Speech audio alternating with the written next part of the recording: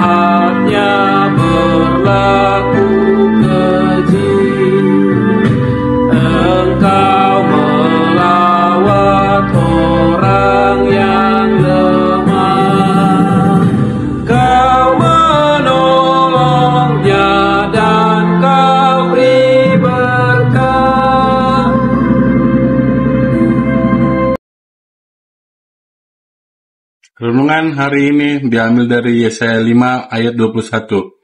Celakalah mereka yang memandang dirinya bijaksana, yang menganggap dirinya pintar.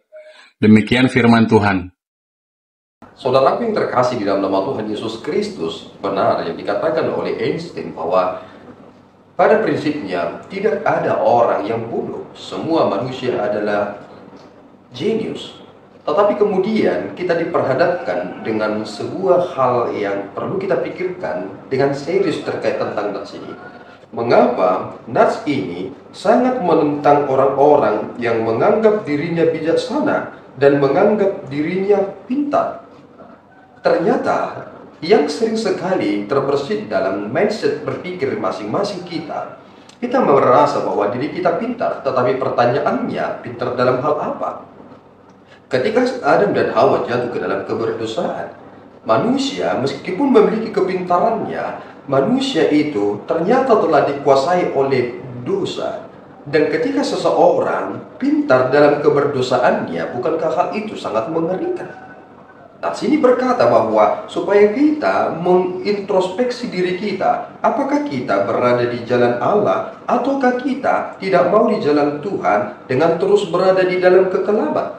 Orang-orang yang hidup di dalam kegelapan akan selalu merasa diri mereka merdeka dan bebas, padahal mereka tidak pernah memiliki jalan keluar. Mereka hanya terus berputar-putar dalam kegelapan itu. Mereka tidak menemukan pintu. Mereka merasa bahwa diri mereka sudah pintar, luar biasa, bijaksana, tetapi pada hakikatnya mereka adalah bodoh. Firman Tuhan berkata kepada kita bahwa kita menjadi celaka karena memandang diri kita bijaksana dan menganggap diri pintar. Kata celaka adalah ucapan yang merupakan kutukan. Yesus pernah berkata, celakalah engkau. Orang tua tidak boleh berkata celakalah engkau kepada anak-anak, karena ketika orang tua berkata celakalah engkau, kita secara langsung telah mengutuk mereka. Kata-kata celaka dalam hal ini perlu kita langsung pahami bahwa jangan sampai hal ini terjadi kepadaku. Karena jika aku merasa diriku bijaksana, maka aku berpikir tidak membutuhkan Allah. Dan itu adalah hal yang fatal. Tidak ada manusia yang tak membutuhkan Allah. Persoalannya adalah manusia sering sekali mempertanyakan Tuhan. Mengapa kita mempertanyakan Tuhan? Terlebih tentang cara Tuhan.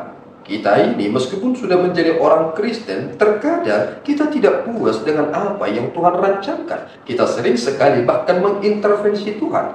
Kita ingin mempertanyakan tentang kedaulatannya. Martin Luther berkata, untuk apa engkau bertanya? Mengapa demikian? Tidak ada waktu bagimu untuk bertanya-tanya. Yang menjadi bagianmu adalah bekerjalah dan bersungguh-sungguhlah. Dan ini menjadi prinsip yang terbaik dan tegas yang disampaikan kepada kita, supaya kita mendekatkan diri kepada Dia. Bijaksana yang dimaksud oleh firman Tuhan adalah ketika kita hidup di dalam firman Tuhan, memeliharanya di dalam hati kita.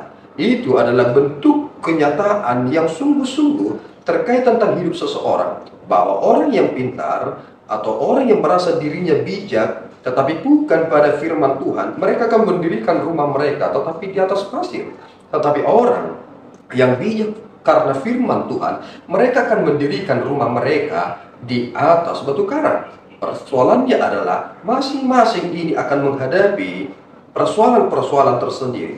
Dan orang-orang yang tetap eksis dan bertahan dan akan mampu menyikapi itu adalah orang-orang yang beriman. Apakah kita pantas disebut sebagai orang bijaksana jika kita terus lari dari persoalan? Orang-orang yang hidup di dalam Tuhan tidak akan lari dari persoalan, tetapi mereka akan melewati persoalan itu dan memiliki keyakinan Tuhan akan menolongnya. Kiranya Tuhan menolong saudara. Amin. Kita berdoa. Ya Tuhan, kami bersyukur atas berkat-Mu. Terima kasih Bapa atas anugerah-Mu. Pimpin dan bimbinglah kami Bapa, supaya kami sungguh-sungguh hidup di dalam ketetapan-Mu, supaya apapun yang kami kerjakan seturut dengan apa yang Tuhan perintahkan. Jangan izinkan kami tersesat Bapa dengan pengertian kami sendiri, merasa diri kami bijaksana.